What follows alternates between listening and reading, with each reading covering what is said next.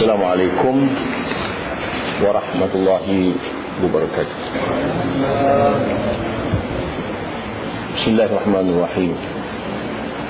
Alhamdulillahi rabbil alamin. Salatu wassalamu ala asyrafil anbiya'i wal mursalin wa ala alihi wa ashabihi ajma'in. Rabbi shrah li sadri wa yassir li amri wahlul 'uqdatam min lisani yafqahu qawli. Subhanaka la ilma lana illa ma 'allamtana innaka antal alimul hakim. Muslimin dan muslimat yang dirahmati Allah, kita masih lagi bincangkan mengenai adab sahabat dengan sahabatnya, iaitu sebanyak 23 perkara. Sebanyak 23 perkara. Telah dibincangkan pada ceramah yang lalu, iaitu yang pertama, melebihkan taulannya, mengutamakan sahabatnya. Kemudian selanjutnya yang kedua, iaitu dia menolong sahabatnya mendahului diri sendiri. Ketiga, menyembunyikan rahsia sahabatnya. Keempat, menutup aib sahabatnya. Yang kelima, mendengar, apabila mendengar orang lain mencela sahabatnya, maka jangan sampaikan kepada sahabat. Yang keenam, apabila menyampaikan seorang kepada dia mengenai taulannya, jangan didengar kata orang itu pula. Yang ketujuh, kalau mendengar seorang lain memuji sahabatnya atau menunjukkan akan dia, naklah sampaikan macam itu kalau bagus. Kemudian yang ke-8, kalau sekiranya ditanya khabar, naklah bersungguh-sungguh bertanya khabar sahabat itu. Yang ke-9, jangan bertekak dengan sahabat itu. Yang ke-10, hendaklah memanggil nama yang elok-elok. Yang ke-11, kalau sekiranya melihat kebajikan sahabat itu, hendaklah ia bersyukur. Dan yang ke-13, hendaklah kita tegak orang lain mencela sahabat kita, jangan sambung. Ke-14, beri nasihat sahabat kita itu kalau sekiranya ia tersilap dengan cara yang lemah lembut. Maulah yang ke berapa? Yang ke-14, yang ke-15, memaafkan kesalahan sahabatnya. Dan yang ke-16 hari ini, 16, baru mendoakan ia bagi taulan itu dalam sembahyangnya, pada ketika hidupnya dan pada ketika matinya. Kita ada sahabat qarib, doakan dia dalam sembahyang ke, luar sembahyang ke, masa dia hidup maupun sudah meninggal dunia. Sebab kadang-kadang kita berdoa, Allahumma innalka alina wa ala walidina wa masyaikhina wa jirani ikhwanina wa akhawatina wa ashabina, dan sahabat-sahabat kami. Mendoakan kepada, kerana sahabat ni sebagaimana yang dalam hadis yang lain, besar ganjarannya, dan juga akan apabila kita bersahabat terlalu qarib semata-mata kerana Allah, nanti akan takkan di bawah tiang aras di padang mahsyar. Sama juga kalau ayah kita ada sahabat karibnya, ayah kita pun meninggal dunia, sunat menghubungi karib bapa kita itu supaya hubungan tidak putus. Nabi pun masih lagi menghubungi sahabat-sahabat Khadijah, memberi hadiah sahabat Khadijah untuk tidak putus hubungan. Maka itulah pentingnya sahabat. Sama kalau kita baca bab musafir ke Mekah umpamanya, antara lain, hendaklah mencari sahabat sebelum ke Mekah, supaya sahabat itu nanti boleh beri kita nasihat apabila kita tersilap. Maknanya itu menunjukkan bahawa bersahabat itu sangat penting. Doakan dia dalam sembahyang, luar sembahyang, hidup ataupun mati. Kemudian yang ke-17, hendaklah berbuat kebajikan akan ahli taulanan itu dan akan segala keluarganya kemudian daripada mati. Kita sahabat yang meninggal, keluarga sebenarnya. Jangan lupa berbuat baik lagi terus kepada keluarga sahabat kita di telah meninggal dunia. Kemudian yang ke-18, jangan memberati ia akan taulani itu daripada suatu hajatnya, supaya senang hati taulani itu daripada kesusahannya. Dari sahabat, jangan menyusahkan dia, jangan minta itu dia. Sebab dalam hadis Nabi itu, izhad fi dunya yuhibbukallah, izhad fima fi aidin nas yuhibbukan nas. Bencikan dunia ini, Allah sayangkan kepadamu. Bencikan barang-barang yang ada pada tangan sahabatmu pada saudaramu, saudaramu akan sayangkan kepadamu. Maknanya, kalau sahabat tak ada barang, dengan minta hari-hari menyampah ke muka itu tu. Dia buat pokok sebatang lagi. Ambil. Sebatang ambil. Sebatang lagi, teruk laku. Jangan mengambil kesempatan daripada sahabat kita. Itu sebabnya kita sunat selalu menghubungi para sahabat, bertanya khabar. Jadilah, jangan dah sesak baru cari sahabat, bila-bila cari sahabat. Kadang-kadang lama dah sesak, fikir mana sahabat untuk tolong. Masa senang tak cari, masa susah terfikir dia sahabat dia. Maka hendaklah dipikirkan sahabat ni waktu senang dan waktu susah. Sama juga dengan Ta'ala. Dengan Ta'ala pun hendaklah dia kata, ingatkan Allah waktu senang, nanti Allah ingatkan kita waktu kita susah. Selalunya ingatkan Allah Ta'ala waktu susah, dah senang tak ingat dia. Maknanya ingat Allah Ta'ala waktu senang. Ya? Yang ke 19, menyatakan kesukaan dengan sebab segala yang dapat oleh taulannya itu daripada yang menyukakan dia, dan menyatakan ia akan kedukaan dengan sebab yang dapat oleh taulannya itu daripada segala yang dibencinya. Maknanya sahabat itu kalau dapat senang, kita pun tumpang senang. Kalau dia susah, kita pun tumpang susah. Jangan dia senang tak kita dengki. Kalau dia susah, rasakan dia. Itu silap tu. Ada sahabat baik, tapi dia dengki. Sahabat pantang kawan tu senang, risau dia. Kita sahabat kita kan dua, satu boleh berkawan, satu boleh bersahabat. Buat kawan dan jalan bolehlah, sahabat tak boleh. Kalau kawan dapat senang, kita pun awal-awal mengucapkan tahniah. Dan kalau dia susah, kita orang pertama kali dapat memberi pertolongan kepada orang yang sahabat itu yang susah. Awal-awal dah sampai. Itu maksud 19.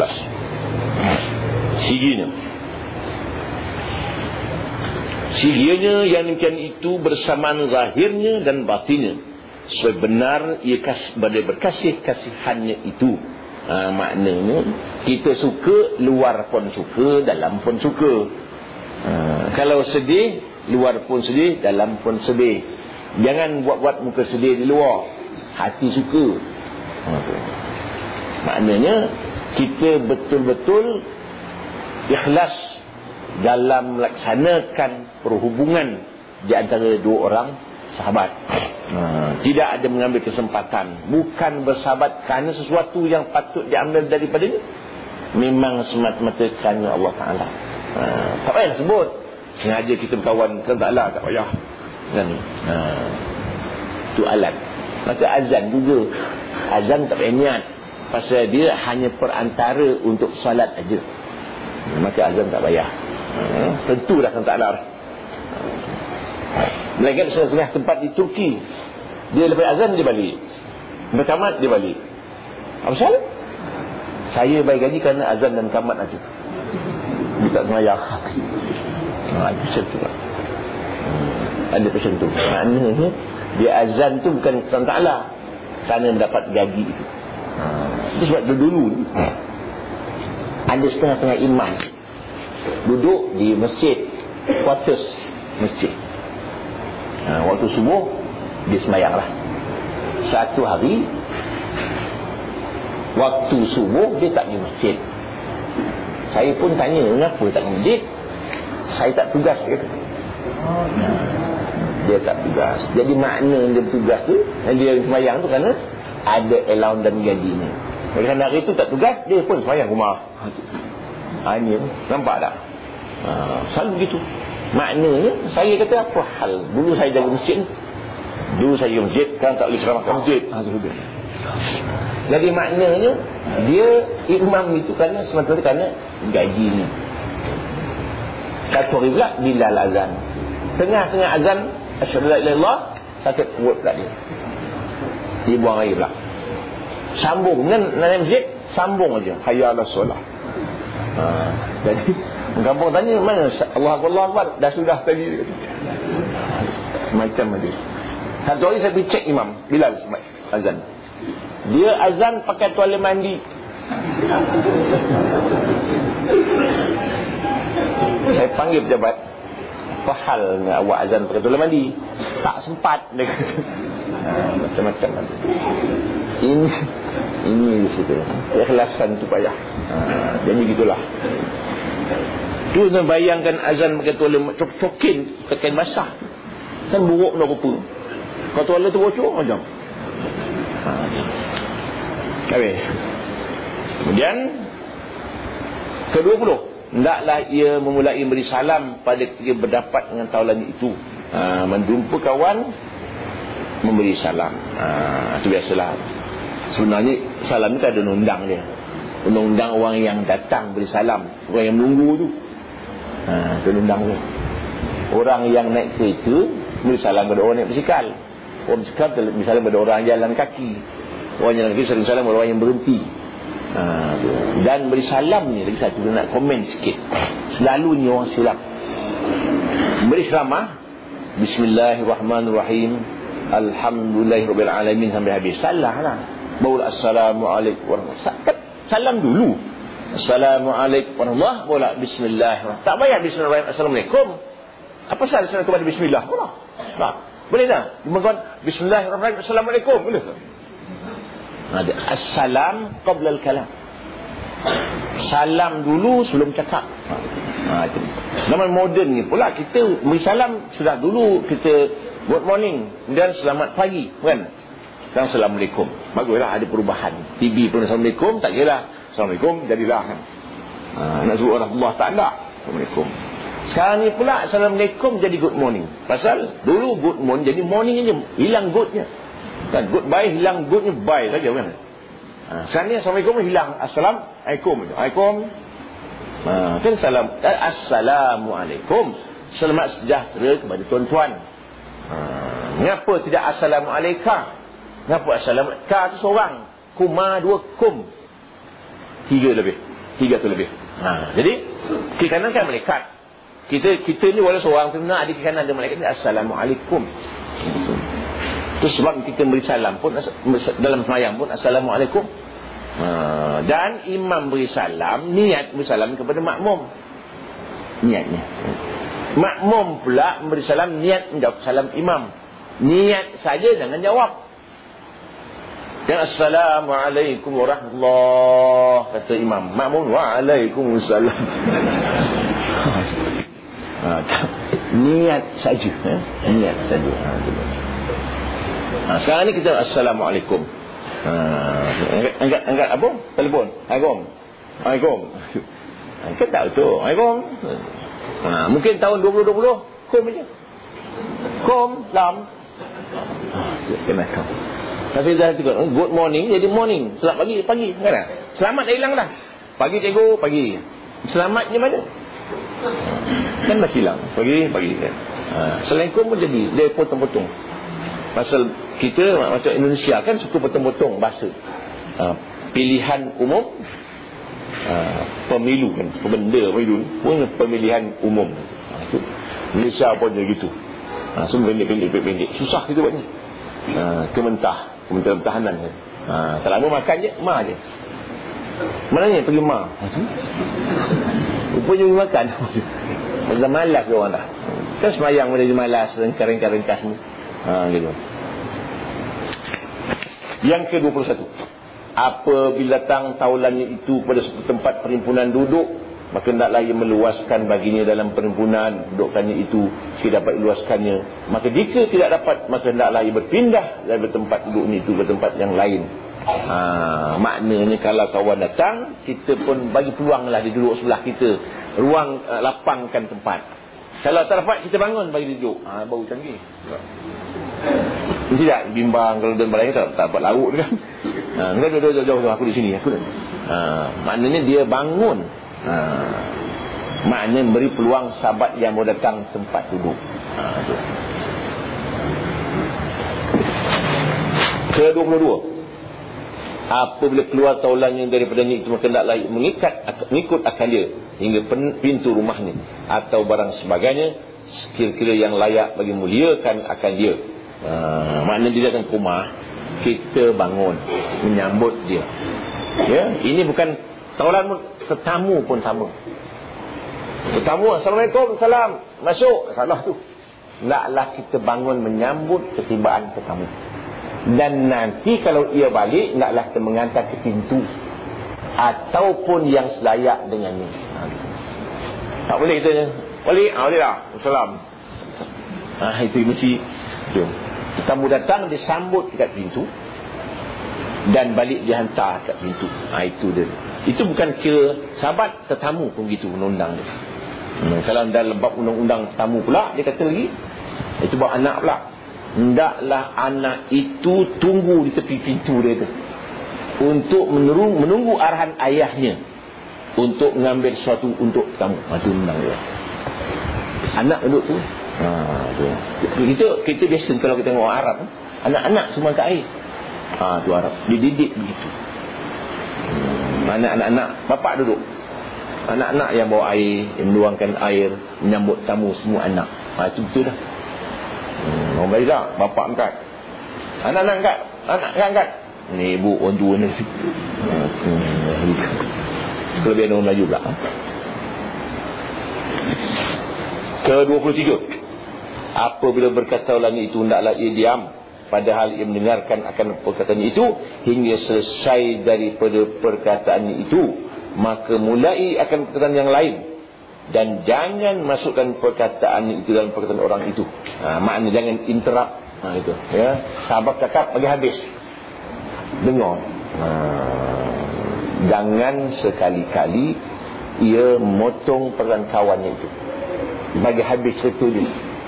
Baru boleh cerita. Kan dia tentang cerita, pak potong. Mana? Potong-potong, dia pun lupa cerita dia tadi. Itu undang. Atau 23 undang-undang bersahabat. Undang-undang bersahabat. Dan hasil daripada segala adab ini, bahawasanya hendaklah diperbuat akan tiap seorang itu dengan segala perbuatan yang menyukai akan hati mereka itu, dan jangan diperbuat akan seorang itu dengan segala perbuatan yang dibenci oleh mereka itu. Maknanya hendaklah kita melaksanakan satu perkara yang menyenangkan hati para sahabat. Sama juga dalam bab makan. Kita kalau makan dengan sahabat, hendaklah kita buat cara bagaimana sahabat senang makan dengan kita. Yang kita menghabiskan lauk cepat-cepat. Kan kalau ada orang tua, biar orang tua dulu. Kalau orang tua lambat, macam mana? Lambat. Bila pula angkat lauk, senang sangat. Angkat lauk tu, ulur ke dia. Itu cara dia, tekniknya. Undang-undang makan, kul mimma yalik, makan yang dekat dulu. Makan lauk yang terdekat dulu, jangan menjangkau ke depan. Salah. Teknik dia, kalau orang tua makan bersama kita, hendaklah kita mendahulukan orang tua itu atau tetamu itu. Cara lambat sangat, bila nak ambil lauknya, kita angkat bagi dulu. Sama juga kita tengok makan, nak angkat lauk tambah ni kan malu kan. Bila pula orang nak menyuruhkan nasi tambah senyap begini, senang sangat. Ambil sambal tu bagi dulu, pun kita tak sebenarnya. Setelah tambah, awak belum? Saya tambah. Awak tu nunjang makan. Saya nak pesankan kadang silap kita. Kita apabila makan bersama jemaah, jangan basuh tangan saya orang lain selesai makan. Selalu silap.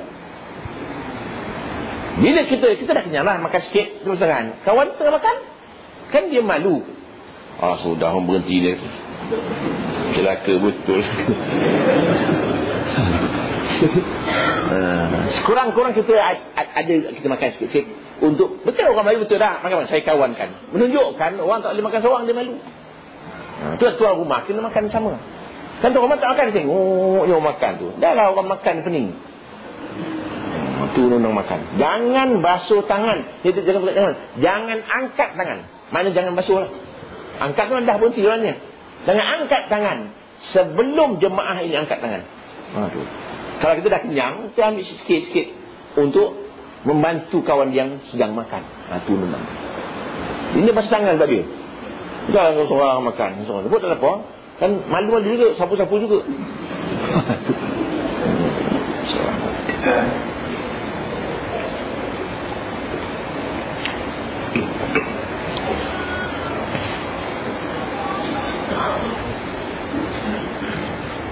Habis syahadan apabila engkau menuntut akan taulan supaya jadi ia akan sekutumu pada belajar ilmu, dan supaya jadi ia taulan pada perjalanan agamamu dan duniamu, atau jadi ia taulan pada musafir, maka hendaklah engkau peliharakan dalam itu perkara pertama orang yang berakal, maka terdapat engkau kebajikan pada bertaulan dengan orang yang kurang akalnya.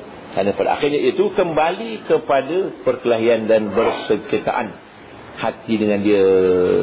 Maknanya kalau nak berkawan ni untuk selamat dunia akhirat, ataupun untuk sahabat dengan hal ehwal agama, hal ehwal dunia, hal ehwal musafir, hendaklah kita cari orang yang berakal. Tu senang.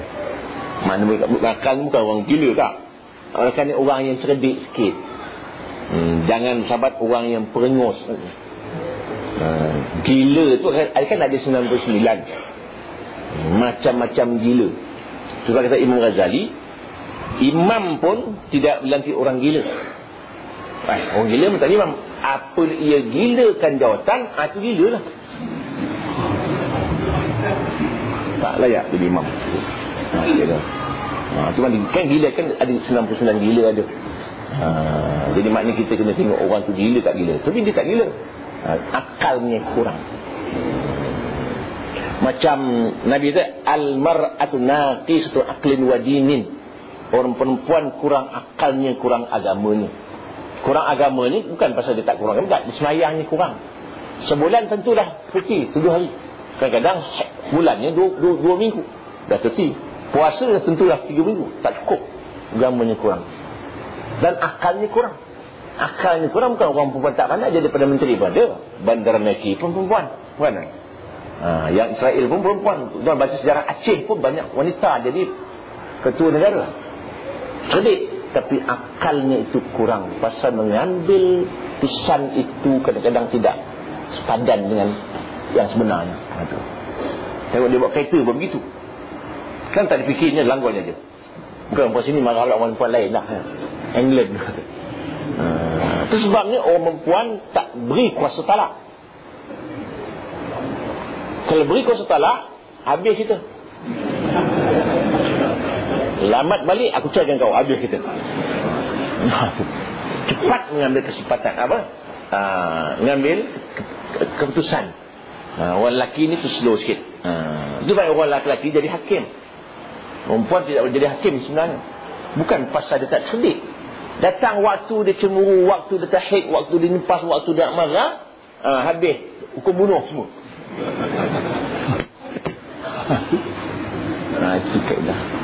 Makna Allah buat orang lelaki betul dah. Orang lelaki tu jadi bos. Ar-rijalu qawwamuna 'ala an-nisa', betul dah. Orang lelaki bos pada kaum wanita. Walaupun lelaki pun ada yang karut juga, bukan tak ada. Tapi umumnya kawan pun cari orang berakal. Jangan cari kawan yang cepat marah. Susah kita, menimbulkan perkelahian. Silap sikit je. Silap sikit, terambil kasut. Dia marah. Pinjam kasut dia, putus kasut ni, marah. Maknanya orang tidak cukup sempurna akalnya. Sebabnya satu orang ini tunggu orang gaji dia di bus stop. Tunggu tak sampai malam. Telefon tempat datang tu, dia kata dia tak datang. Dia takut nak marah, tak marah. Tak boleh marah. Pasal dia ni kurang akal. Kalau akalnya tinggi, jadi pengarah dia. Kalau akal tak tinggi, jadi orang gaji dia. Maka tak boleh marah lah orang gaji tu, pasal akalnya kurang. Gitu. Kalau kita marah, kita pula kurang akal. Itu sebabnya kita jangan lawan orang gila. Orang gila kan orang kurang akal, kita lawan orang kurang akal, kita pun kurang akal. Lawan orang gila, kita pun gila. Gitu. Kan saya pernah ceritakan dulu, satu orang pembesar negeri pergi melawan orang gila. Orang gila itu sedang mancing ikan dalam begi. Dia tanya orang gila tu, ada ikan ke? Kata orang gila tu, awak gila ke? Mana ada ikan?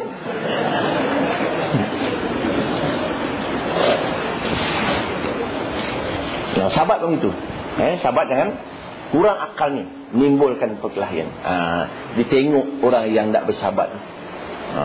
Bersahabat ni bukan berkawan. Kawan tak apa, bersahabat. Nak musafir, undang-undang 3 orang musafir, lantik itu orang ketua, tu undang. Tu undang-undang perjalanan. Dia apa bila kau berjalan musafir di padang pasir, naklah lantik seorang pemimpin dalam 3 orang untuk buat keputusan. Tu. Kalau sahabat tak boleh berfikir, siapa yang ketua? Kalau 3-3 gila, langsung gila.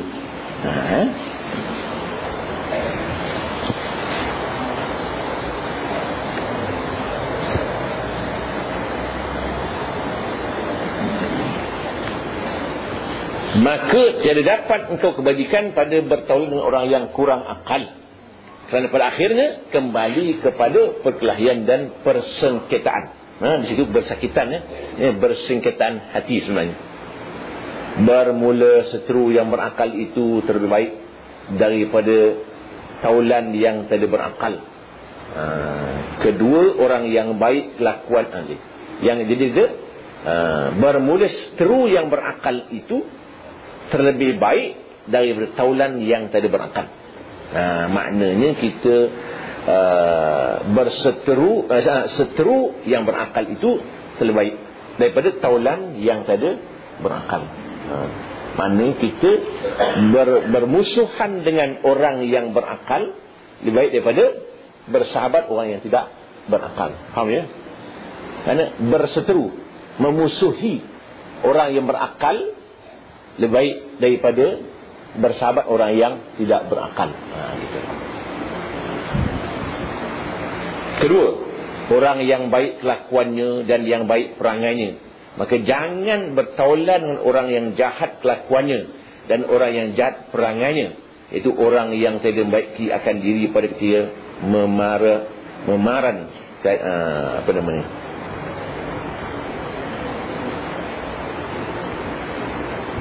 pada ketika saya ada baiki pada ketika datang hawa nafsunya.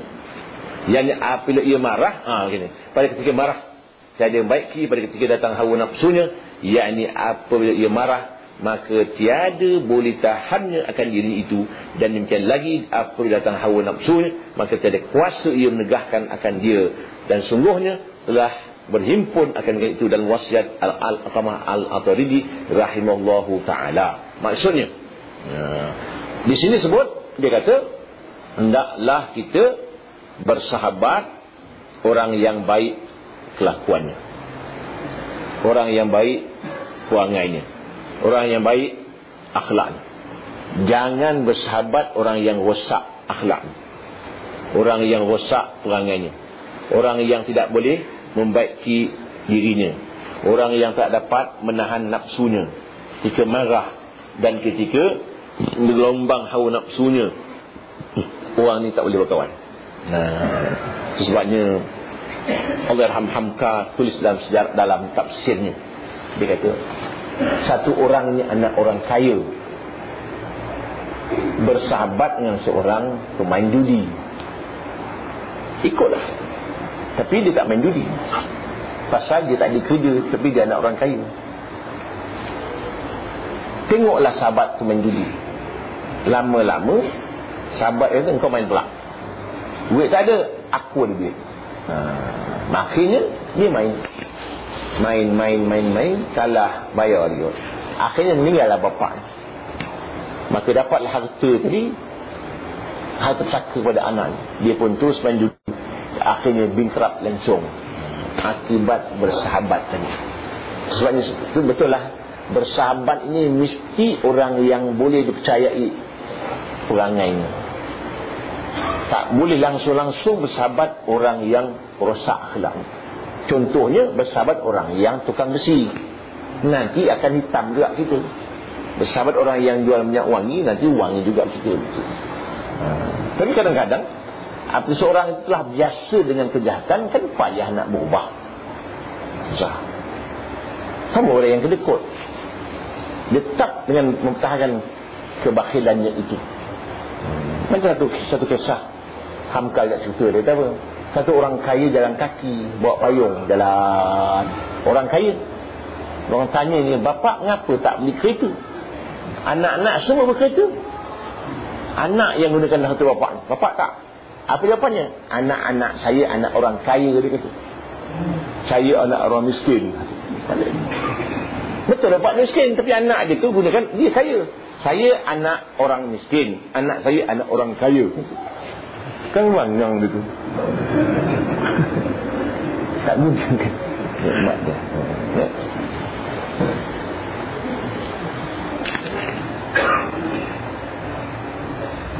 Itu dia. Sahabat. Tengok nampak gaya itu orang kita dibolehkan mengumpat anak kita. Nak bersahabat dengan Sanu sepulang, engkau jangan bersahabat dengan Sanu itu, dia itu jahat, boleh kau sebagai nasihat. Hanya sebaik-baiknya kita mendiamkan dahulu, jangan bersahabat dengan dia. Kenapa bah? Janganlah. Desakkan dia itu isap dadah. Kan ngumpat tu. Tapi dibolehkan kan beri nasihat. Begitu. Hukumnya boleh, diharuskan. Kan zaman kan mengumpat kan ada zaman diharuskan hukumnya. Macam suami atau isteri mengajukan qadi mencerita keburukan suaminya. Tuan qadi nak report sikit hal suami saya ni. Apa hal suami awak tu? Tak boleh tuan, mengumpat ni. Cuma nak cerita pula. Diharuskan pengaduan. Kan banyak orang kata mengumpat tak boleh. Ada zaman boleh. Ada zaman boleh mengumpat. Apa kata Alqamah kepada anaknya kalau dia hendak mati, dengan kata ni, ya bunayya idza aradta suhbat insan fashab man idza khadamta sanak. Hai anakku, apabila hendak engkau bertaulan akan manusia, maka engkau perbuat taulan akan seorang yang apabila engkau jadikan ia akan khadam, niscaya meliharakan ia akan dikau. Itu Alqamah nasihat anaknya. Wahai anakku, kalau nak bersahabat, sahabatlah orang yang kalau engkau tak tolong dia pelihara akan kau. Jaga sungguh. Macam siapa nama seorang itu, dia kulit hitam, dia pekerja. Siapa nama dia? Dia bekerja dengan tuan dia, amanah. Tuan dia kata, ambilkan saya anggur itu yang paling manis sekali. Dia pepetik anggur bagi tuan dia. Besok ambilkan aku anggur yang paling masam sekali. Dia pun ambil juga, mana-mana petik ambil. Sama je. Kan aku kata hari ni malam manis, hari aku nak masam, mana juga. Kenapa kau tak rasa dulu? Tuan tak suruh, dia kata. Tuan tak suruh. Dia tak berani makan buah anggur itu kerana tidak dapat arahan dari tuan ni. Tu orang dulu. Mana dia jaga sungguh. Tu orang hamba lagi, ini hamba lagi sanggih lah. Ini taat tu. Taat membutuh tuli ke. Satu hari tuan dia nak merokok. Ini zaman merokok dah ni. Dah zaman lewat dah. Dah tahun 1800, 1700 gitu. Merokok kan tahun 1700 kan. Ambilkan saya bara tu. Tetapi jangan letak apa-apa, bisa letak atas tangan. Sebab Dia ambil baru tak tangan tu. Yang hebat waktu letak tu, tuan baru api tu, tuan baru nak ngulung rokok. Berapa lama nak ngulung rokok tu? Kalau tercucuk tak apa. Nampak hebat, tak ada begini-begini tak ada. Itu cari. Itu orang dulu macam tu. Taat tu. Ini bila tak amanah pun sahabat kita, dia amanah. Kemudian wa idza ashabtau zanak, artinya apabila engkau jadikan ia akan taulan, nescaya memperbaiki ia akan dikau. Maknanya tidak dia menyusahkan kita, menyenangkan kita, jadi perhiasan dia kepada kita, sahabat itu. Itu pesan Al-Qamah tadi. Kemudian wa in qa'adat bika mu'natun manak, dikalau picit dengan dikau belanja, nescaya beri akan dikau belanja. Maknanya kalau kita susah, dia belanja kita. Kalau kita tak ada duit, dia beri kita duit. Itu sahabat tu. Beli dia kata, ishab man idza madatta yadak lil khairi maddaha, perbuat olehmu taulan akan seorang yang apa engkau beri akan dia dengan kebajikan, nescaya membalas ia akan dia. Kalau kita beri kebajikan, dia balasnya kebajikan. Itu saya pesan selalu. Maknanya kalau sahabat-sahabat kita balik musafir, dibeli sesuatu yang murah sangat, nanti kita balas dengan yang mahal pula. Jangan dia bagi aku keropok jugalah. Jangan dipikirkan keropok itu, dipikirkan kenangan itu, ingatan dia kepada kita. Dan wa in ra'a minka hasanah addaha, dan jika melihat ia daripadamu akan kebajikan, nescaya bilang ia akan dia. Bilang ni maknanya diingat-ingatinya. Kan dalam falsafah orang Melayu pun ada kan, falsafah orang Melayu. Apa dia tu? Ingat pemberian orang kepada kita, lupakan pemberian kita kepada orang. Ingatkan kesalahan kita kepada orang, lupakan kesalahan orang kepada kita. Boleh apa dia? Boleh? Sudah taklah. Itu Melayu ni apa?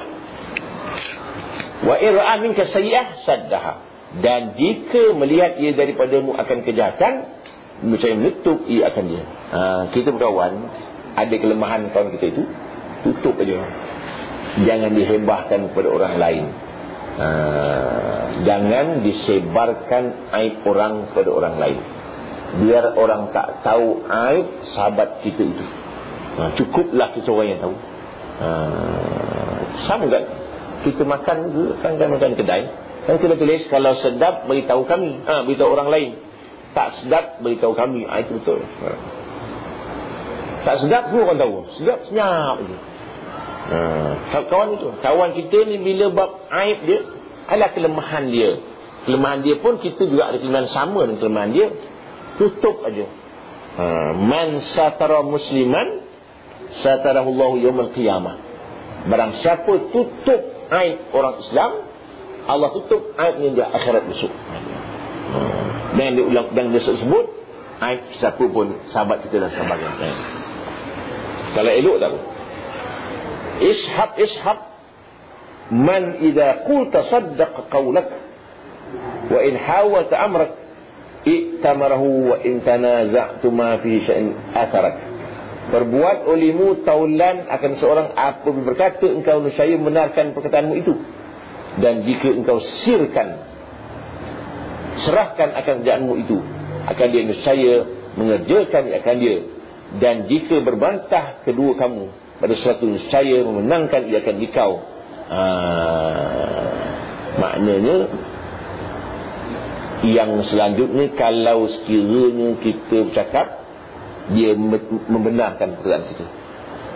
Sebenarnya kalau tanya, kalau dia menyerahkan sesuatu kepada kita, kita pun amanah. Kalau bertekak di antara kita berdua, bagi dia menang, senang cerita. Kan sedang masalah. Dia kalau dua-dua nak menang, sama dia tak selesai. Dua-dua nak menang. Macam Nabi juga. Nabi dengan Aisyah, ini suami isteri yang hal. Apabila Nabi keluar rumah, kata Aisyah, tak apa, kau pergilah, aku tunggu. Kata Nabi, tak payah tunggu, kau tidur. Tak, aku tunggu. Nabi pergilah. Tunggu, tertidurlah Aisyah tadi. Tak berapa lama Nabi pun balik.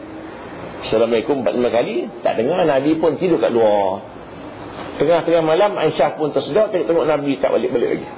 Buka pintu, Nabi tidur kat luar. Minta maaf ya Rasulullah, kata. Aku tak dengar ya Rasulullah. Tidak, Nabi kata, aku yang minta maaf. Aku yang lambat balik. Tidak, aku tak sedar. Tidak, aku lambat balik. Itu kan bagus. Keduanya menyalahkan diri sendiri. Macam boleh. Kalau kita awak tidur bagi nak mampus, saya jawablah, awak terdarah hanya lambat balik. Elok. Dua-dua salah. Jadi mana kita ni naklah menangkan kawan kita. Isteri juga bagi dia menang. Senang.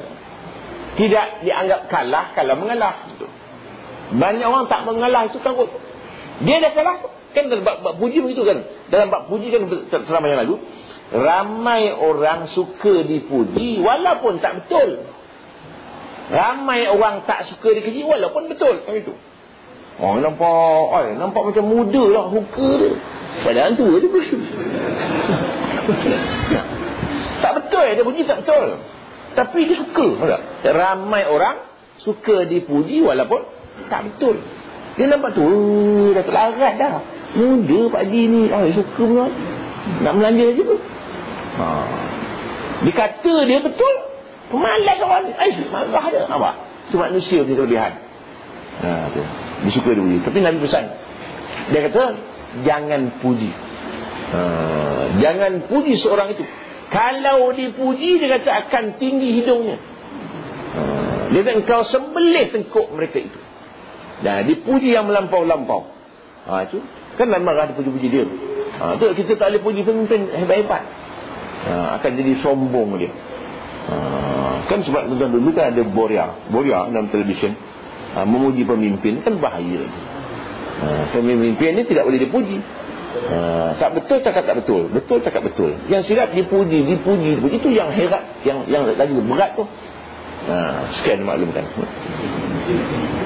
Habis. Ketiga orang yang salih, maka jangan engkau bertaulan orang yang fasik, padahal ia mengkalkan di atas dosa yang besar atau yang kecil. Kerana seorang yang takut akan Allah Ta'ala itu jadi ia mengkalkan atas dosa besar dan yang kecil. Orang-orang salih jangan bersahabat orang-orang yang maksiat, orang yang berdosa kecil ke dosa besar, jangan.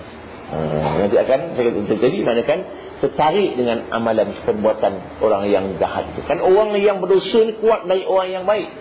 Orang yang baik payah dari orang yang berdosa. Sebab jangan sekali-kali bersahabat orang yang fasik. Itu sebab Nabi pesan juga, nak berkahwin pun carilah yang beragama. Itu dalam hukum syariat, dalam hukum fiqh, orang ahli kitab boleh nikah orang Islam.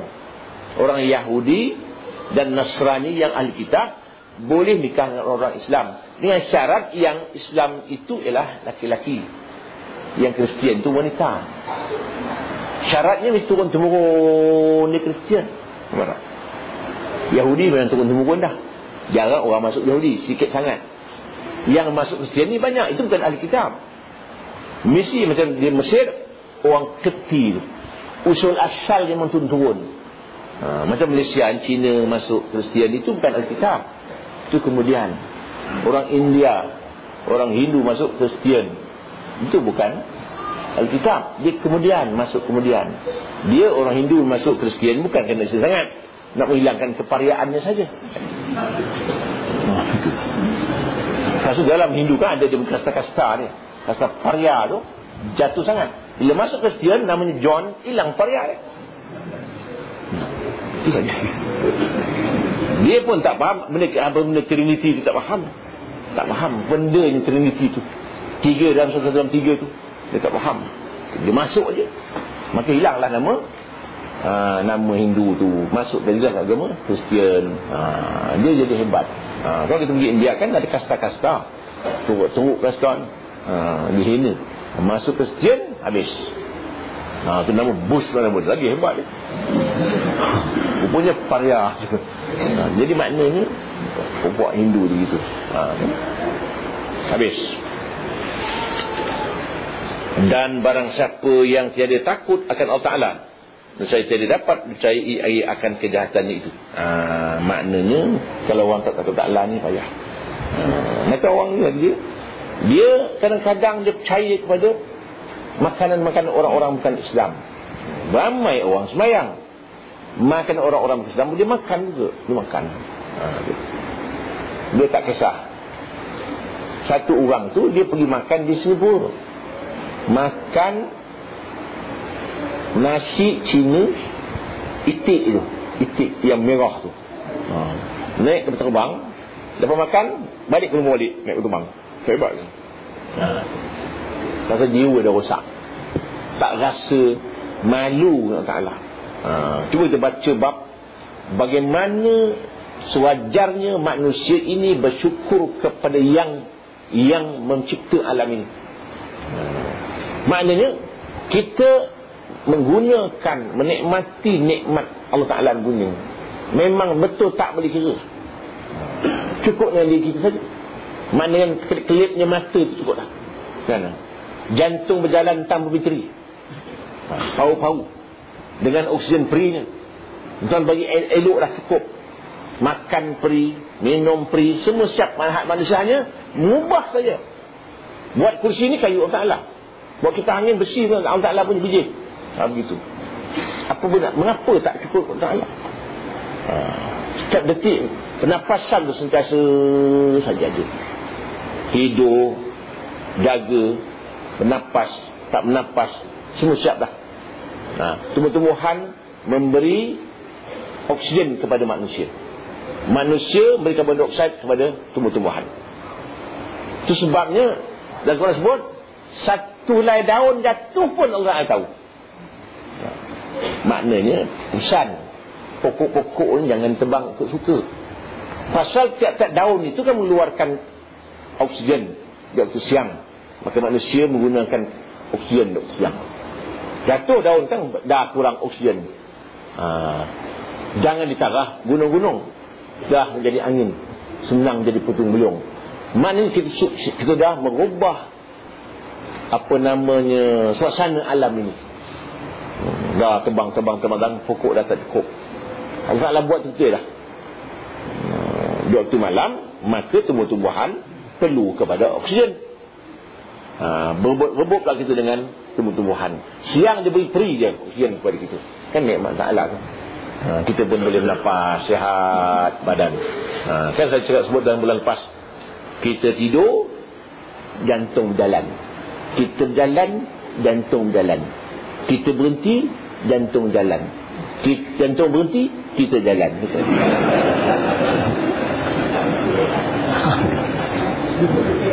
Boleh apa tu? Yes.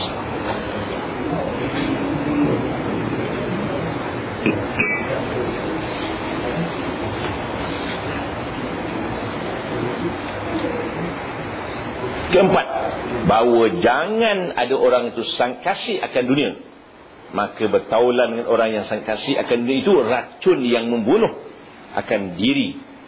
Kerana tabiat mengikut akan tabiat orang yang bersama-sama dengan dia, maka bersama-sama dengan orang yang gemar akan dunia itu, menambah ia gemar akan dunia. Bermula sangat gemar akan dunia itu asal segala kejahatan. Jangan sampai orang yang gilakan dunia ni. Gila dunia.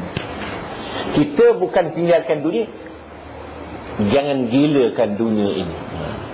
Kita tak lepas dari dunia. Kena faham, dalam Islam tidak berpisah antara dunia dan akhirat. Kita bekerja menjadi akhirat, dapat pahala. Kita berniaga kerana Allah Ta'ala, dapat pendapatan yang halal. Sama juga. Kita tengok ya, Orang bekerja kapal laut. Kapal laut ada 3 dia punya yang dapat kita mengambil suatu kesimpulan.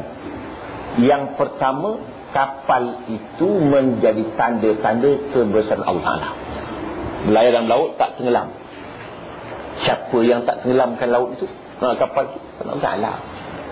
Kemudian berniaga itu muamalah, itu syariat. Kerana mendapat melaksanakan jual beli itu dengan amanah. Kemudian membawa barang dalam kapal itu kan amanah yang lagi satu. Maka belai kapal itu pun sudah menjadi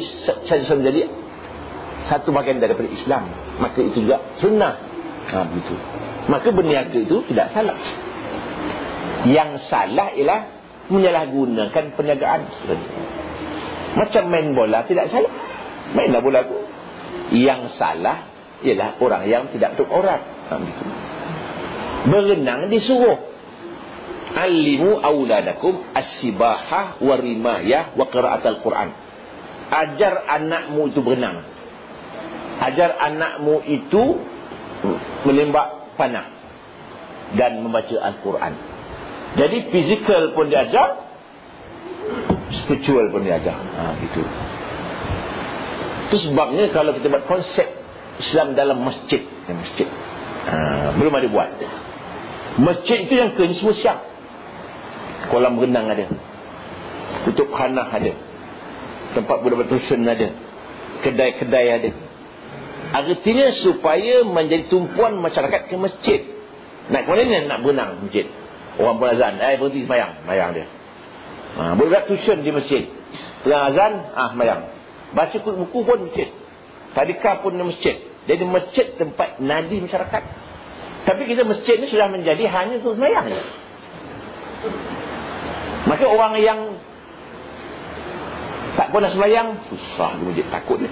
Ada kedai runcit, boleh nak masjid, beli barang-barang dapur di masjid. Orang azan tutup semayang. Ada restoran jadi begitu. Maknanya masjid negara kan ada kedai makan, semua orang pergi semayang sikit. Makan, setengah makan orang azan, segan pula semayang juga dia. Yang silap dulu masa tu, letak pisang lah pada pokok-pokok tu. Itu salah masjid negara tu, gantung pisang pula. Ingat tu semayang tu beruk-beruk, ingat tu kan. Tu. Jadi maknanya tu konsep masjid. Itu sebenarnya barulah masjid jadi tumpuan. So jami' tu bahasa Arab masjid ni jami'. Asal tu tak jami'ah jadi universiti. Asal orang mengaji dulu di masjid, akan jadi masjid jadi universiti. Jami' maknanya masjid, jami'ah universiti.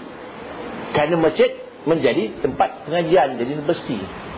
Sebab tuan lewat, mengapa kita keluar universiti pakai jubah? Mengapa?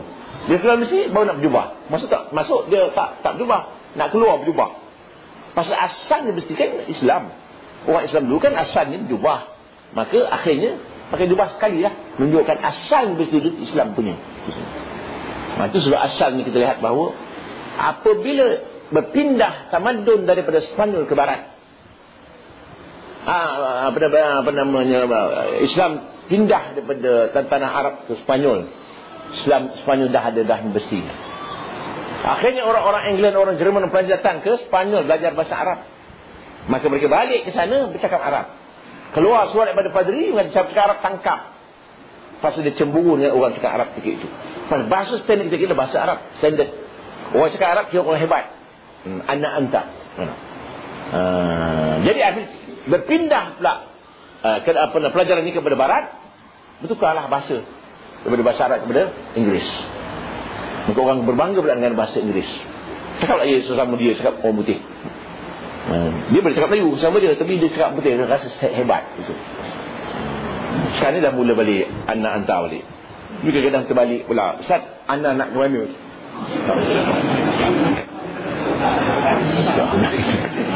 Kita mana tahu nak ke mana dia. Jangkanya hantar nak ke mana. Dari semalam hantar nampak anak, balik pula. Jadi anak nampak hantar kata balik. Kita pun tak tahulah, biasalah.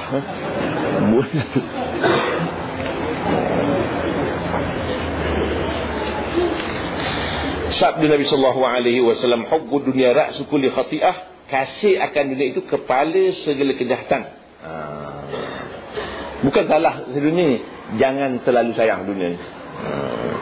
Dan kelima, hendaklah engkau perbuat taulan itu orang yang benar pada segala perkataannya itu, maka jangan engkau bertaulan orang yang banyak berdusta, kerana orang yang banyak dusta itu terdapat percayai akan agama dan dunianya, dan mungkin itu membawa kepada kebinasaan akan agama. Sabda sallallahu alaihi wasallam. Itu boleh cakap tu. Berhenti kelima. Wallahu a'lam. A'udzubillahi minasyaitonir rajim. Bismillahirrahmanirrahim. Alhamdulillahirabbil alamin. Wassalatu wassalamu ala asyrafil anbiya'i wal mursalin wa ala alihi wa sahbihi ajma'in. Allahumma amnun alaina bisafa'il ma'rifah wa hab lana tasihhal muamalah fima bainana minaka ala sunnah. وارزقنا صدق التوكل عليك وحسن الظن بك وامنن علينا بكل ما يقربنا إليك مغفورا بعوافي الدارين برحمتك يا أرحم الراحمين وصلى الله على محمد وعلى آله وصحبه وسلم والحمد لله رب العالمين. السلام عليكم ورحمة الله وبركاته.